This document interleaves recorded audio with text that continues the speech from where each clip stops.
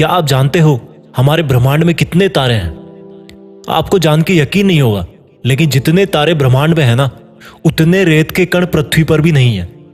Big bang से निकले इस यूनिवर्स ने 1380 करोड़ साल की समय यात्रा पूरी कर ली है। इस वक्त हमारी पृथ्वी पर मनुष्यों की औसत आयु 79 ईयर्स है, जो कि इस ब्रह्मांड के आकार और समय यात्रा के सामने बहुत बहुत बहुत छोटी है।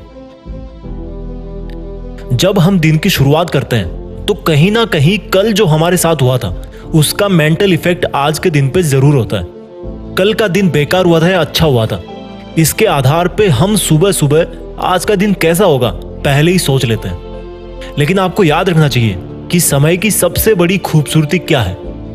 जो एक बार चला गया तो वो सिर्फ यादों के रूप में हमारे दिमाग में रहता है।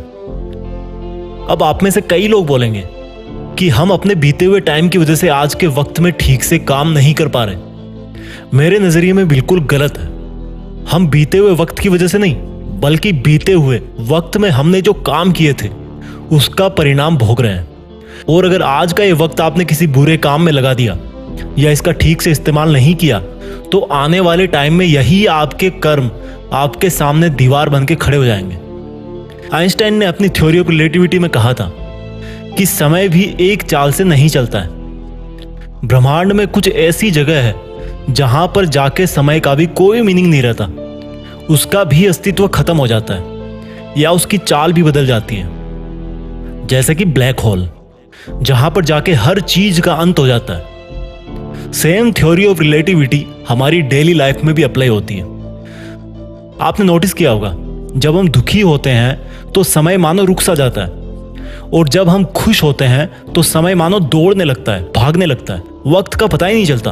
और इस तरह से आप अपने इमोशंस की वजह से अगर समय की चाल से छेड़छाड़ करोगे तो सेम ब्लैक होल वाला हाल आपका होगा। क्योंकि अपने दुखों को दिल से लगाओगे तो वहां से कभी आगे नहीं बढ़ पाओगे। और अगर बहुत ज्यादा खुश रहोगे तो यार कब तक रहोगे? एक दिन उसका भी अंत होगा और फिर से दुख शुरू हो जाएगा। इस चक्कर से बाहर निकलना है।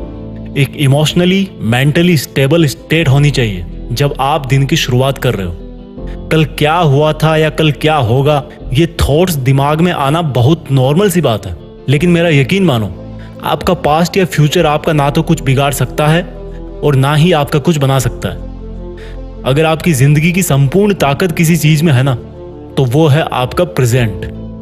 वो प्रेजेंट जिसमें बैठ के आप मेरी बातों को सुन रहे हो, वो प्रेजेंट जिसमें आप हमेशा रहते हो, वो प्रेजेंट जिसमें आप आलस करते हो, रोते हो, गलत काम करते हो, वो प्रेजेंट जिसमें आप खुद के अंदर झांकने की बजाय इस बाहरी दुनिया की तरफ झांकते हो। वापस चलते हैं अपने ब्रह्मांड की तरफ, क्योंकि वहीं से अपनी उत्पत्ति हुई थी। समय कब शुरू हुआ और समय कब अंत होगा? बिग बैंग से पहले समय का कोई एग्जिस्टेंस नहीं था, और जब यूनिवर्स कोलैप्स हो जाएगा तब भी समय का कोई एग्जिस्टेंस नहीं होगा। ठीक उसी प्रकार से जब हम पैदा नहीं हुए थे तब हमारा कोई टाइम एग्जिस्ट नहीं करता था, और जब हम मर जाएंगे उसके बाद भी हमारा टाइम एग्जिस्ट नहीं करेगा। ऐसा हर इंसान के साथ होता है। लगभग हर 100 साल में इस दुनिया की पूरी पॉपुलेशन नई पॉपुलेशन के साथ में रिप्लेस हो जाती है। सबका टर्न आता है और चला जाता है, और जिसको कुछ करना होता है ना, वो हमेशा प्रेजेंट में रह के ही करके चला जाता है, आज और इसी वक्त में ही करके जाता है। ये लाइफ इल्यूजन है या रियलिटी, इसका तो पता नहीं, लेकिन दोनों ही ऑप्शन में हमारे पास जीने का एक ही समय है, वर्तमान। इसी वर्तमान में ताजमहल बनाया गया था, लाल किला बनाया गया था, महाभारत का युद्ध लड़ा गया था। इंसानियत के हर बड़े से बड़े काम इसी वर्तमान में हुए थे। अगर अपने इतिहास को एक यादगार लम्हे में बदलना चाहते हो ना, तो प्रेजेंट में जीना सीखो। आज के वक्त में सबसे जरूरी चीज यही है कि हम अपने हर तरह के वर्तमान में दिन प्रतिदिन, हफ्ते दर हफ्ते, महीने दर महीने और साल दर साल अपना बेस्ट करने की कोशिश करें। ये जो आज का वक्त मिला है ना आपको, उसमें दुनिया को बदल देने की ताकत है, और आप तो इस दुनिया का एक छोटा सा हिस्सा हो। ये पृथ्वी हमारी गैलेक्सी के सामने और हमारी गैलेक्सी इस यूनिवर्स के सामने एक कण के बराबर है। इसलिए अपने मन पे ज्यादा बोझ ना लेना। चीजें ऐसे ही चलती है। जब तक आप अपने आप को प्रेजेंट में फील नहीं करवाओगे तब तक आप अपना फ्यूचर नहीं बना पाओगे। अगर कोई महान राजा जिस वक्त युद्ध कर रहा होता था और उस वक्त अगर वो उस युद्ध को छोड़कर यह सपना देखता कि यार मैं जीत ही जाऊंगा, तो हो सकता है वो वहीं पे युद्ध में मारा जाए, क्योंकि उसका ध्यान उस समय के युद्ध पे ना होकर फ्यूचर पे होगा।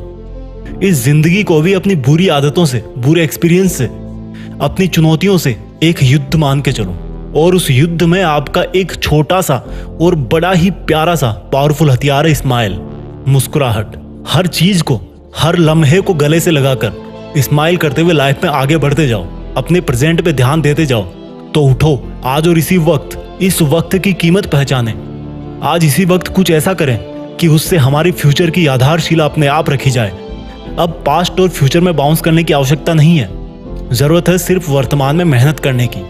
जय हिंद, वंदे मातरम।